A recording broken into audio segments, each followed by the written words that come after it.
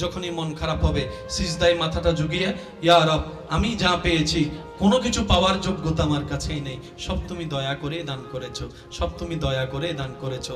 একটা জিনিস পাওয়ার যোগ্যতা আমার নাই, এই চোখ পাওয়ার মতো যোগ্যতা আমার কাছে নেই, এই কান শোনার মতো কান আমার কাছে নেই। আল্লাহ, কোনো কিছুরই পাওয়ার যোগ্যতা নাই, তুমি দয়া করে দেখার জন্য দুইটা চোখ দিয়েছো, তোমার দরবারে শুকরিয়া। সুবহানাল্লাহ। তুমি শোনার জন্য দুইটা কান দিয়েছো রব, তোমার দরবারে শুকরিয়া।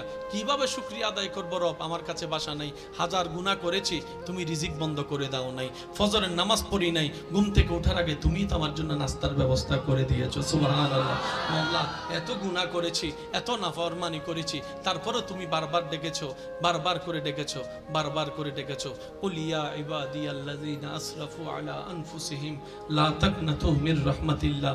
তুমি বলেছো মাওলা, তুমি বলেছো, বুঝতে পারিনি বুঝার মতো করে আল্লাহ তুমি এত দয়া করেছো। আল্লাহ, না বুঝে অনেক হা হুতাশ মন খারাপ করেছি, আজকে থেকে আর করব না।